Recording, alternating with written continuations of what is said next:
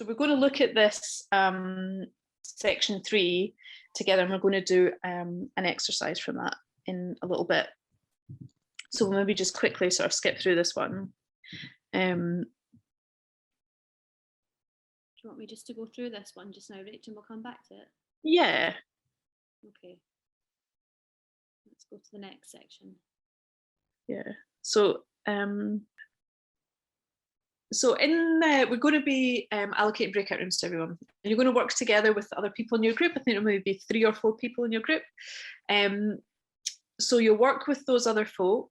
We're going to ask you to build a place that you live in together. We're going to give each group building tasks along with some prompts from our resource and ask you to build your new place on this shared Miro board. So on that you can draw, you can write, and you can add images directly onto the board. So maybe I'll just talk through about some of the ideas that we're going to be working with here. Yeah. See. Okay. So the task that we're going to set each group, it's the same task. You're part of a community of people who have been tasked to build a new place for people to live, work and play in a new island that's been discovered off the west coast of Scotland. So you've got the budget you need for what you want to do, and your task is to build this place collectively. So in each breakout room, you'll work together with the other people in your community to build the place you live in. Each group will have building tasks along with some prompts from our resource. And you can build your new place on the boards where you can draw, write and add images directly to the board. So on each board, you'll see that information that I've just spoken through is also there. And there's also a list of building tasks. So we've got housing, transport, green space, social space, accessibility, industry, culture, education, health and wellbeing, and governance. Now, you don't need to remember all that because it's also on the side of your board in one of those sticky notes for you to refer to with your group.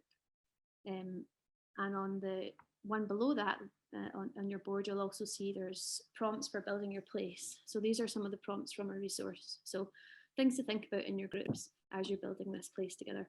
Who lives, works and makes up the community of your place? How do you want to live together in this place? Think about amenities and access to them. What's important to your community? What is unique and special about this place? How can your community sustain itself? And can you create a name or a slogan for your place? Again, we don't have to do all these things. These are just some prompts to help us get the conversation going in our groups. It's better for you, I think, to do a mouse though. It's not good for your fingers. So maybe what we can do is split into the groups, and you can continue to kind of figure out how this works, and you can kind of support each other in your smaller groups to maybe do that as well. We're going to be asking people to come back and present a little bit about the space that you have designed together. So Aya, if you are keen to go ahead and make those 2 breakout rooms, and then we'll ask everyone to kind of just introduce themselves to each other when you get started in your room, and then have a look at those tasks down the side of the bars there, and see what you can make in the next 10 minutes, 10-15 minutes before we come back together and talk about our places.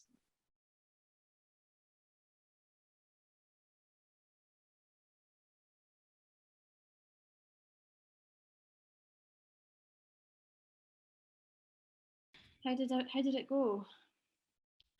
All right. I think it was a lot of folks' first time trying out Miro, so there's a bit of getting used to that, but hopefully people started to get used to the way it works. I'm going to share my screen and maybe we can talk a little bit about each place that we've made. Let's do that. It was really nice watching everything coming in as you were making it and drawing and adding things, and it looked great. Getting more confident to break outside the box of the frame that we've drawn. Excellent. Yeah. So, shall we start with breakout room 1? Would anyone like to share a little bit about their experience of building this place together? Yeah, could if you want. Yeah. We've got an amazing community, and it's got a volcano, so that makes us unusual. And community is called Lava.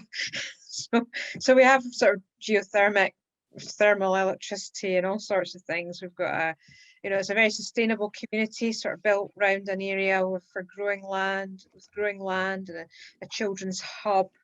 We live in live-work units, so we on the bottom floor is where we live and make things, and we upstairs is where we sort of live and sleep. We have like an electric railway to get about, and bikes, and a ferry that's electric. We noticed that there's a bridge being built to our island, but we've put a toll on it to make sure that people pay to come in. It's run by a community development trust, which we're all part of, very diplomatic.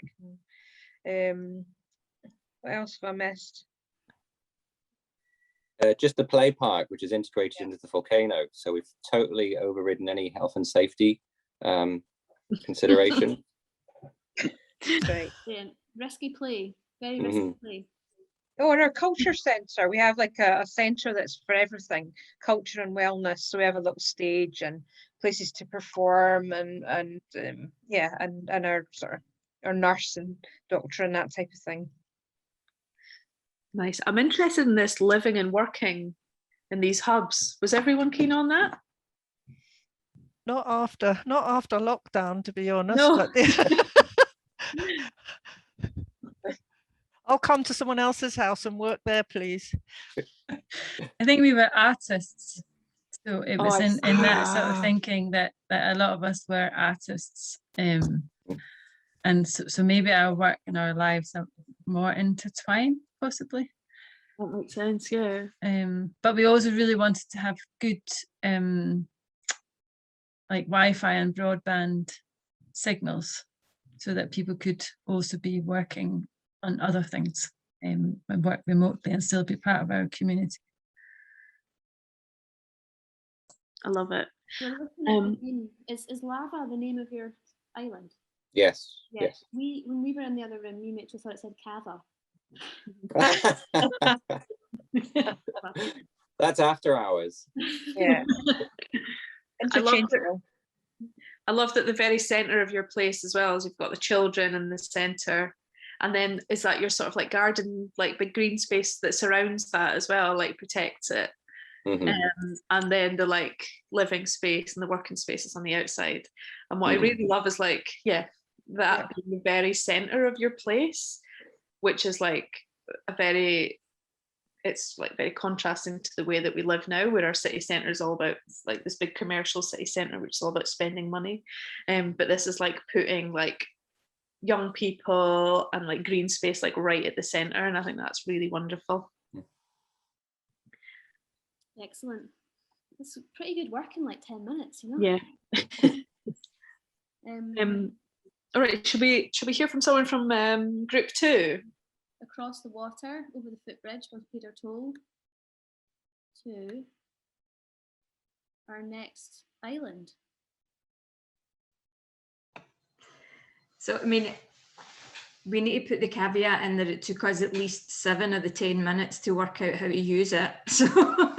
So we just decided to start banging things in there, and that's probably not the best way to start when you're trying to create something beautiful, but this is more of a, just a, what would you call it, a thought bubble from everybody. So most of all, we want it to be a really welcoming place, clean, with everyone having their own sense of identity, multicultural particularly, that all ages, stages and abilities were represented in the building of it, that it was sustainable, and that outdoor education for particularly the younger children was something that took precedent over formal education in the early years, and that gardening and growing food was part of what everybody done on a daily basis. There would be active travel hubs, houses would have a sea view because we're in a beautiful place, plenty of activities. There would be lots of local businesses. Everybody would have the house that they wanted, and all the energy would be sustainable. And I mean, I can't even read my own writing now because there's some of the text in there that's so tiny. But fun would be at the centre of it. It's the smallest emoji there, but that wee one is a roller coaster.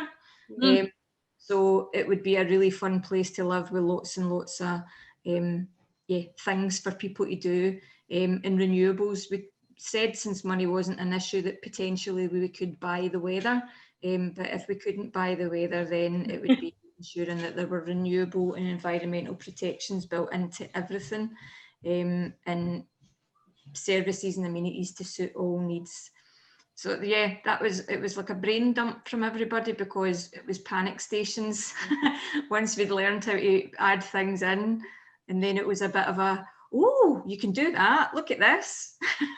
That's always what happens with this. It's like a really slow start, and also like starting with the blank page can be really intimidating as well. But I mean, some of that time that we had there was about like just having a go and seeing what it did as well.